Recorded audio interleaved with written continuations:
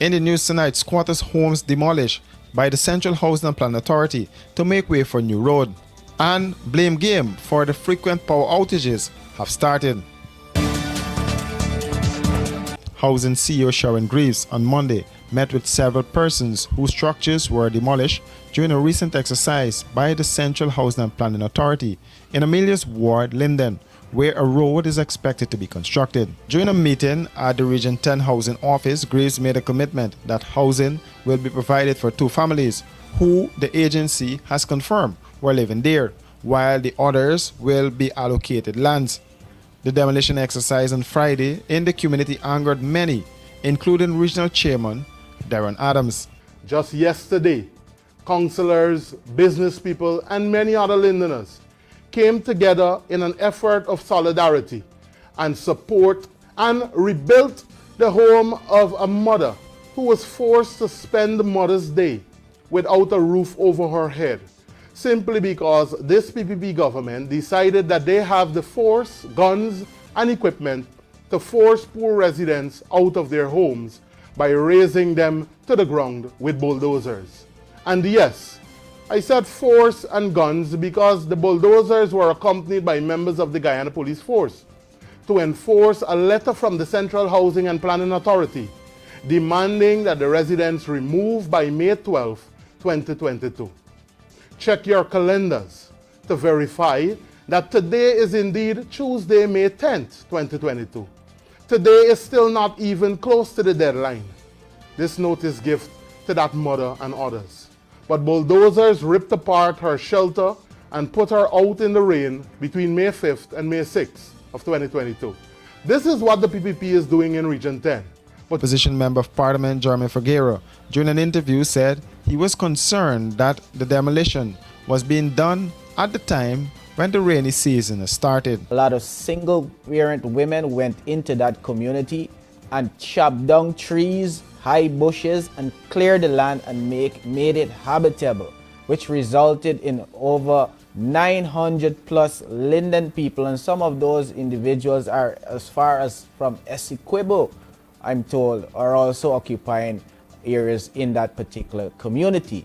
And the fact of the matter is those persons were there since 2014 and they were living there. They built a life there. One of the homes that was destroyed is from a woman who is from Essequibo, and she, I am told, ran away from a domestic violence situation, and she was living under 4 posts that was put up, covered with a plastic to escape the life that she was experiencing there. So a lot of these women and men, young people included, went to that area and carved out a plot of land. They hired a surveyor, recognizing the need for order. They paid a surveyor to carve out lots and road passageways for the transport of their building materials to start building their homes. I am saying the fact that squatting has occurred, just like how it has occurred in many parts of Guyana, where the government went in and regularized squatting, we are saying that this particular community should also be regularized. And the first priority must be given to the squatters. And it must be given in recognition of the fact that they went and squat on the basis that they cannot afford to pay those exuberant prices that this government is offering Guyanese. People are paying close to $3 million for a plot of land. Planning an elegant or corporate event? Let the experts at Star Rentals equip you. Give your event that spectacular 5-star experience it deserves with the options of transparent tents of various sizes, indoor and outdoor formal bars and cocktail tables with LED lights, stage, podium with lighting, portable AC units, generators, executive portable washrooms, outdoor light tower, and much more. Call today 226-3020, online www.starrentalsgy.com. Star Rentals, we got you covered.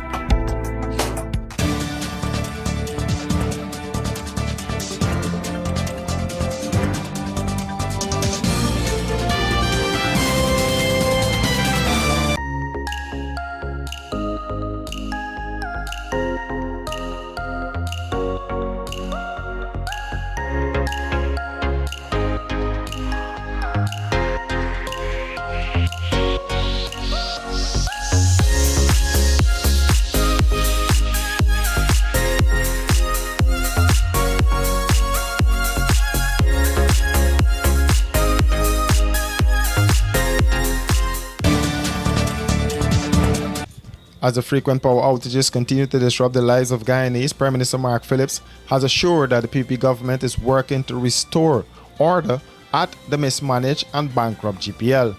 In a press statement, the Prime Minister sought to set the record straight on the current state of the power company and took jabs at the former APNU AFC Minister David Patterson, whose portfolio included GPL. The Prime Minister's office noted that after taking office, the government discovered that GPL had receivables of approximately $13 billion outstanding. This sum was owed by government ministries and agencies, caused a crippling effect on the company. Again, we reiterate that under the leadership of Mr. Patterson, we saw the lack of maintenance on the transmission lines coupled with the little to no investment in base load generation capacity, which are the main reasons for the blackouts we are experiencing, the statement said. In addition, our government has been working tirelessly to restore the progressive outlook of GPL within a broader framework of cheaper and more sustainable energy production to improve the daily lives of our citizens. Already, we have reinstated the uncompromising robust maintenance regime at GPL, reverting to the above-board procurement practice for the use of original spares directly from the source and getting back to the well-established pre-2015 schedule of maintenance of transmission lines across the entire grid system.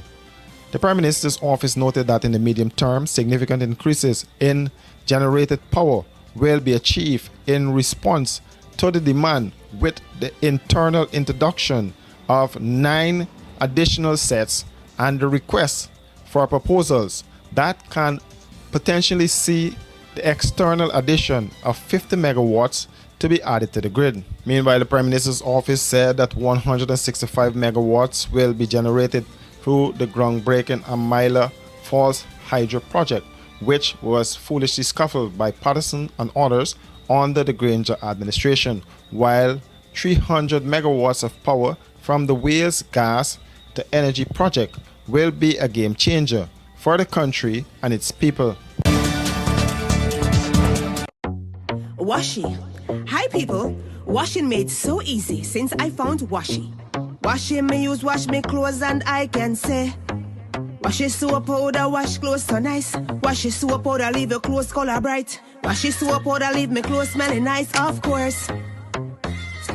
So give thanks to Washi soap powder for doing my laundry right. Keep my clothes color bright, have my clothes smelling nice for sure. I could not ask for more. Comes in lemon and original. It is a washing machine in a pack. Washi soap powder wash clothes so nice. Washi soap powder leave your clothes color bright. Washi soap powder have my clothes smelling nice, of course. Distributors located in the Stabrook Market. Laughter is the best medicine to relieve some of your stress. Cigars and Cognac, Eco Bar and Lounge presents Comedy Tuesdays this and every Tuesday, featuring Chow Pao, Mark Edwards and others. If that's not enough, come sing your heart's content at our Karaoke Wednesdays. Every Wednesday is a song-filled Wednesday with lots of prizes to be won. Or enjoy our Cocktail Thursdays, the Cigars and Cognac way, with over a dozen mixtures to choose from. Buy one cocktail and get the other one free, with entertainment provided by Gully Raps. Don't waste another Friday night. Kickstart your weekend at Cigars and Cognac, Champagne City. Bottle special all night on Moet and Bel Air Rosé, as top DJs entertain the house to keep the vibes pumping as the champagne flows. This and every Friday, Champagne City. Come, enjoy the vibes at your favorite entertainment spot. Laugh, have a beer, enjoy mouth-watering cutters at Cigars and Cognac. For reservations, call 678-4792.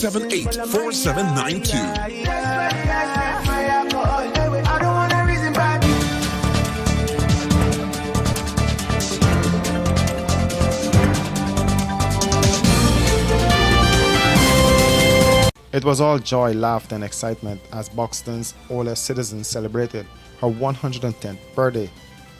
Evadne Talbot has lived all her life in Buxton and worked as a vendor at the market opposite her home in Company Road, Buxton. The mother of 5 is cared for by Ingrid Nelson. Nelson said for the past 8 years she has enjoyed being in the company of Talbot. Well, the 8 years, you had bitter and sweet emotions because, she's already wanting. Some days she will be up and some days she will be down. But in her down days, I try to make her happy and comfortable so that she can help the lift to see this 110 years. Granny vitals, as it is presently now, is better than mine. She has no pressure, she has no sugar, no diabetes, nothing. Granny could identify people from any distance. If she don't want to say anything to you, she wouldn't say. But when you walk into the door, Granny could identify who it is. She has 5 children. It's as today's date, they're not here. So they asked me to just hold the fort until they get here. She is a very good person. She is not unreasonable. She has peculiar food she likes to eat, but it doesn't say if a day you don't get it that she wouldn't eat. She, as a person, came up from the old school, as you know her age, and she doesn't eat anything. You can't put any kind of food to Granny. She knows about good food, so you have to get her things intact, her menu, her nutrition right, and all of that. She shared some fun moments she has shared with Granny, as she is popularly called. She would speak with you, and she would tell you things like, why trying to forget you can't learn? You understand? So as soon as you pull up to her, she full with your proverbs. She like a lot of proverbs. And as she knows this house 30. So as soon as you pass across, if you think you could pass and you think you go in another direction, but you think she ain't gonna pick up that you in for some time, think for like trick she and get you to do something. No, you get a hard time. You understand? Because she said she's like, since she's 25 years old, she came to this house and she knows she house inside out. Where you been when she and she man been in it.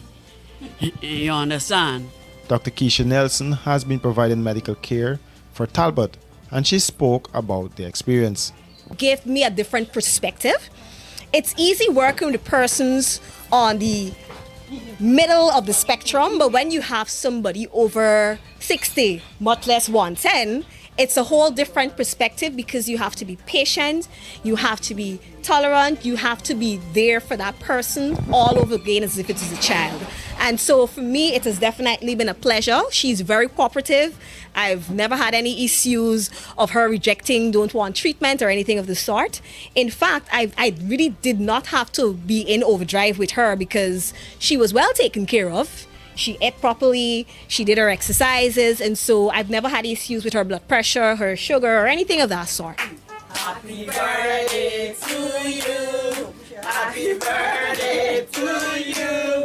Happy birthday, happy birthday, happy birthday to you. How old are you now?